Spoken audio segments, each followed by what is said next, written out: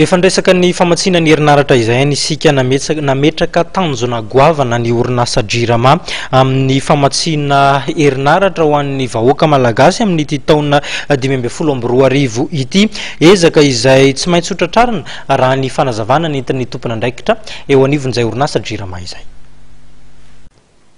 Raha ny fanazavana avy amin'ny tale general ny Jirama dia mbola misy ny délestage manerana nosy na dia efa niena azy zany. Raha ny eto Antananarivo no resahana dia manana marja 8 mégawatt isika amin'izao. Manampy ny orana satria mitombo ny rano any Andekaleka ampiasaina amin'ny famatsiana herinaratra. Tsaratsara kokoa ny famatsiana herinaratra eto Antananarivo amin'izao.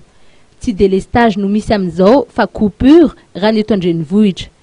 Ny fanamboatra trarin'ny Jirama amin'ny taona 2024 ity dia ny anafoana ny olana eo amin'ny délestage manerana ny nosy. Ty taona ty zany taona natao taona anafanana ny délestage, zany hoe fanafanana ny tsy fampiany herinaratra tsinjaraina.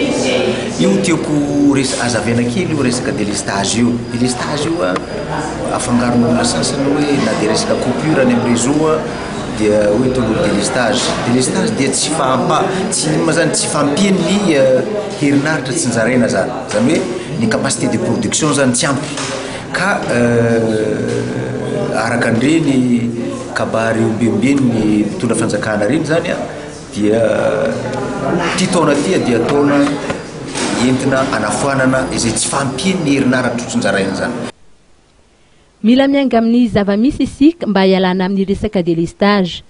Ny 570 ny famokarana herinaratra eto amintsika dia mianga avy amin'ny thermique, izany hoe ny groupe électrogène.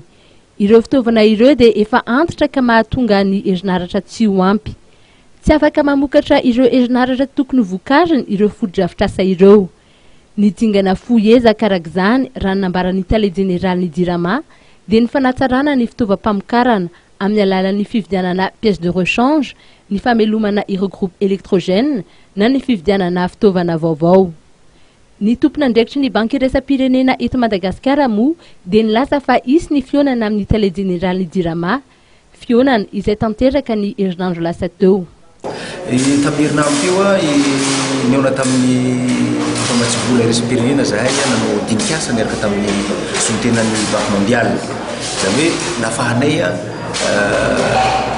namaritra na nitracé ny axe arahana ny grands axes zany arahan'ny Jirama zany ka nazavena tamin'izany moa dia ny axe arahan'ny Jirama dia manomboka amin'ny famokarana jusqu'any amin'ny famarotana izay manomboka amin'ny famokarana herinaratra jusqu'any amin'ny famarotana herinaratra zay io no anaovana action, io zany anaovana projet zany. Ka efa nifanarahana taminy zany fa tsy maintsy misy zavatra atao amin'ny resaka famatsiana ny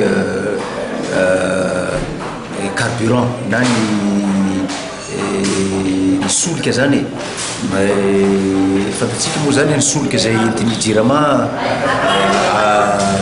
amokarana herinaratra dia fuel sy gazole. Ny gazole zany lafolafo vidy kokoa noho ny fuel. Ka ny fanarahanay zany mba hampihenana ny charge dia famadihana reny centrale zay mandeha amin'ny gazoile zany avadika ao fuel zany. Eo amin'ny lavitrezaka kosa dia miompana amin'ny angovo azo avozina ny vahaolana. Ny fametrahana centrale hydroélectrique dia tsy vita anatin'ny 4 na 5 taona eo fa any amin'ny 1 taona any arakaraka ny habean'ny foto-drafitrasa apetraka.